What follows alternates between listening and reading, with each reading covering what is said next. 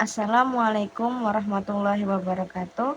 Perkenalkan, saya Dela Desilawati dengan NIM 2120201048 dari Fakultas Ilmu Tarbiyah dan Keguruan, Prodi Pendidikan Guru Madrasah Ibtidaiyah. Tujuan pembuatan video ini untuk memenuhi mata kuliah pendalaman IPA MI dengan dosen pengampu Bapak Dian Andesta Bujuri, MPD. Di sini saya akan membahas materi tentang energi panas yang lebih berpusat kepada perpindahan panas, yaitu konduksi, konveksi, dan radiasi, serta manfaat energi panas. Baiklah, langsung saja ke materinya. Sumber energi panas. Sebelumnya, perlu kita ketahui, sumber energi adalah segala sesuatu yang dapat menghasilkan energi, sehingga sumber energi panas adalah segala sesuatu yang dapat menghasilkan energi panas. Energi panas dapat berpindah-pindah yang disebut sebagai kalor. Kalor dapat berpindah dari tempat yang bersuhu tinggi ke tempat yang bersuhu rendah. Sumber energi panas meliputi yaitu matahari, panas bumi, api. Pertama, sumber energi panas dari matahari. Matahari merupakan salah satu sumber energi terbesar dalam tata surya. Matahari mampu menyinari bumi dan seisinya, memberikan banyak manfaat kepada makhluk hidup yang ada di bumi. Manfaat panas matahari. Yang pertama, menghangatkan tubuh manusia dan hewan. Yang kedua, untuk pembangkit listrik tenaga surya. Energi matahari memiliki dampak negatif paling kecil di lingkungan dibandingkan sumber energi lainnya. Penggunaan energi matahari tidak menghasilkan gas rumah kaca dan tidak perlu mencemari air. Yang ketiga, pemanas air tenaga surya. Sebagian besar solusi pemanas air tenaga surya ini untuk menghasilkan air panas yang dapat dikonsumsi di setiap rumah. Pemanas air tenaga surya menggunakan sel atap untuk menyerap panas matahari dan mentransfernya ke tangki air. Keempat, pemanas ruangan tenaga surya. Pemanfaatan ini digunakan untuk penghuni yang berada di wilayah dingin. Yang kedua, sumber energi dari panas bumi. Energi panas bumi adalah sumber energi panas yang dihasilkan dan disimpan di dalam inti bumi. Manfaat energi panas bumi adalah untuk menghasilkan energi listrik. Apabila suatu daerah memiliki panas bumi yang menghasilkan uap air atau steam, maka steam tersebut langsung dapat digunakan. Steam tersebut akan langsung diarahkan menuju turbin pembangkit listrik untuk menghasilkan energi listrik.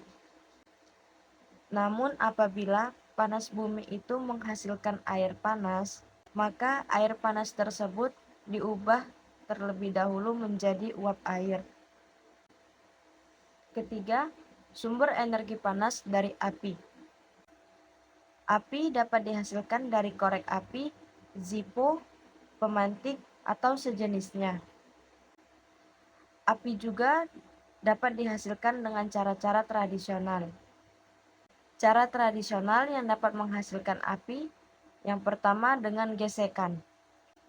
Membuat api dengan cara ini dapat dilakukan dengan cara menggesekkan kayu dengan kayu atau antara batu api dengan besi. Kedua, nyalakan api dengan cahaya matahari yang diarahkan ke lensa. Itu sedikit penjelasan tentang sumber energi, yaitu energi panas. Materi selanjutnya adalah perpindahan panas. Perpindahan panas juga biasa disebut dengan perpindahan kalor. Yang dimaksud dengan perpindahan panas ini yaitu perpindahan panas yang dapat berpindah dari satu benda ke benda lain. Panas dapat berpindah-pindah dengan cara tertentu. Yang pertama, panas dapat pindah dengan cara konduksi. Yang kedua, konveksi. Dan yang ketiga, radiasi. Konduksi adalah perpindahan kalor tanpa disertai perpindahan partikel zat tersebut. Konduksi memiliki daya hantar panas yang baik, yang disebut dengan konduktor. Biasanya, benda-benda yang terbuat dari logam itu termasuk konduksi.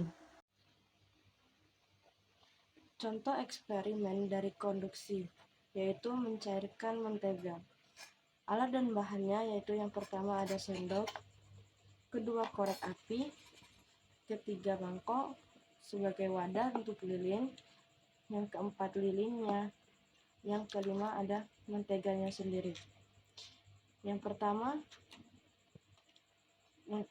kita lakukan adalah bakar terlebih dahulu lilinnya.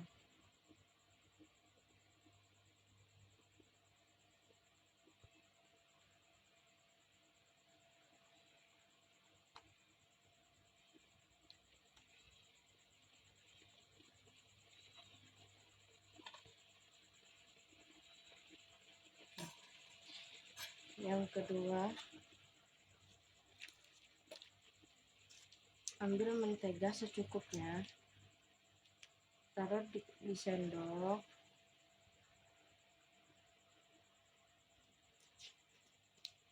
lalu kita letakkan di atas lilin dan tunggu beberapa menit.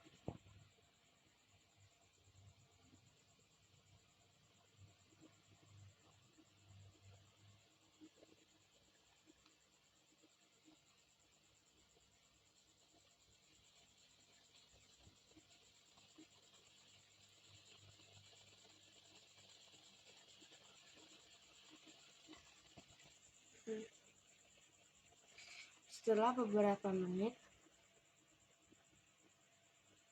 mentega ini mencair.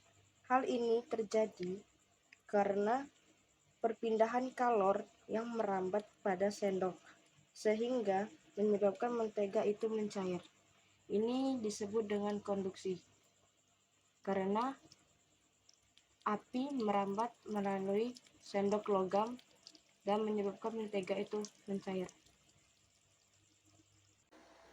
Kedua, konveksi. Konveksi adalah perpindahan kalor melalui zat perantara atau medium disertai perpindahan partikel zat tersebut. Konveksi terjadi pada zat cair dan gas atau udara dan angin. Yang kedua yaitu contoh dari konveksi. Alat dan bahannya yaitu sendok, lilin, mangkok, kepingan lilin, dan korek. Yang pertama yang kita lakukan yaitu lengketkan kepingan lilin ke sendoknya.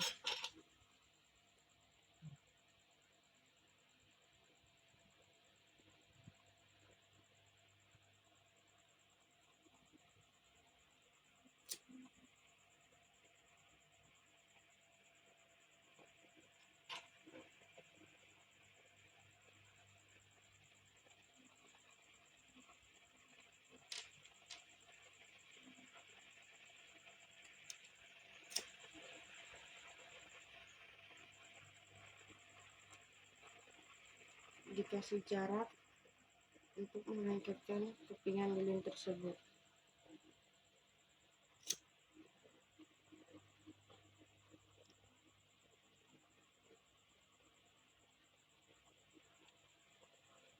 Kemudian hidupkan lilin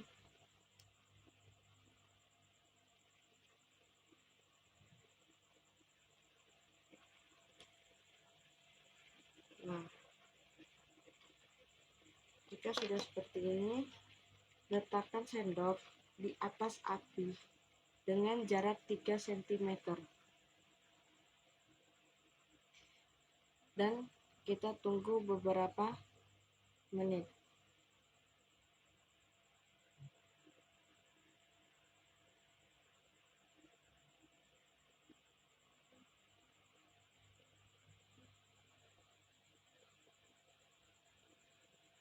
Lihat, lilin sudah menetes dan dia terjatuh.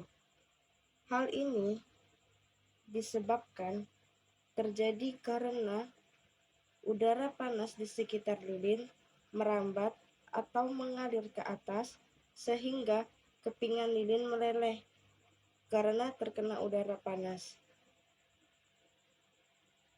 Panas mengalir bersamaan udara yang bergerak ke atas.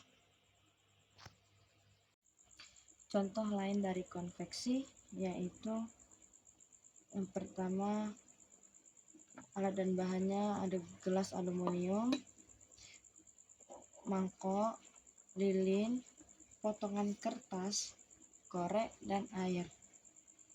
Pertama, kita masukkan terlebih dahulu potongan kertasnya. Kedua, masukkan air.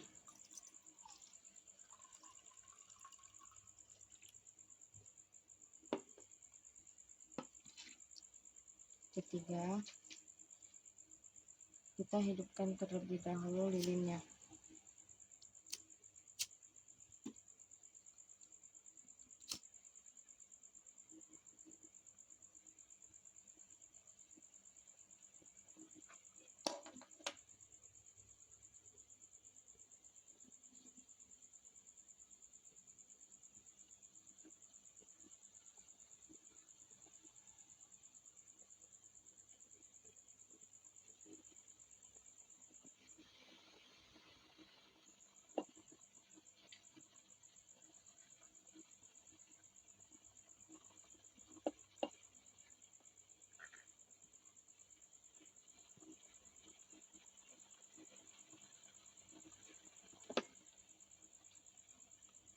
Lihat kondisi awal, kertasnya turun ke dasar gelas. Lalu kita letakkan gelas di atas api.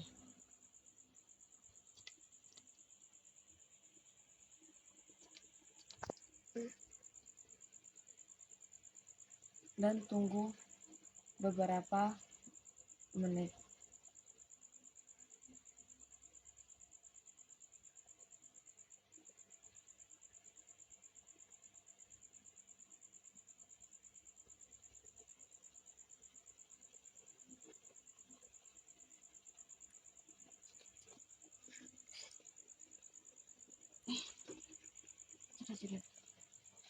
Setelah beberapa menit, gelas aluminium terasa panas dan kita perhatikan potongan-potongan kertas yang ada di dalamnya itu bergerak naik turun.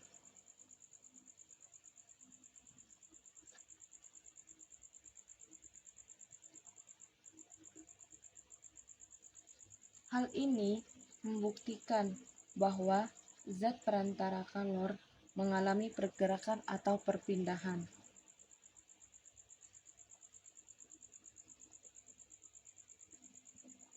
Yang ketiga, radiasi. Radiasi adalah perpindahan kalor tanpa zat perantara. Yang ketiga yaitu contoh dari radiasi. Pertama, alat dan bahannya yaitu lilin, korek api, dan wadah. Pertama, hidupkan lilin terlebih dahulu.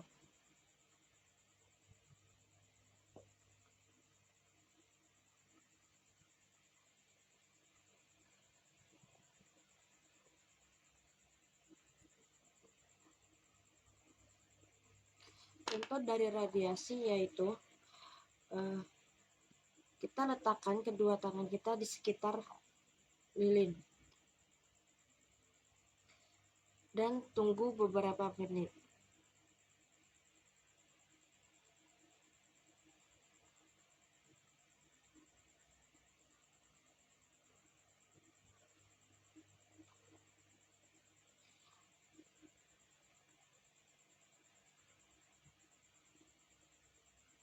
Yang terjadi jika kita meletakkan tangan seperti ini, telapak tangan kita akan terasa hangat. Hal ini terjadi karena api lilin memancarkan panas ke sekelilingnya.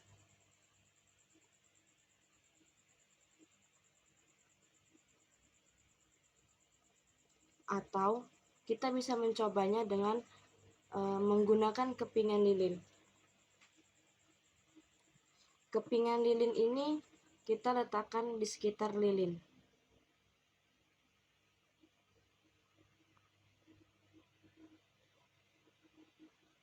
Lihat, kepingan lilin ini bisa mencair.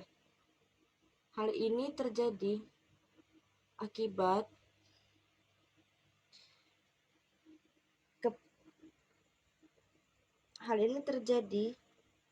adalah karena kepingan lilin itu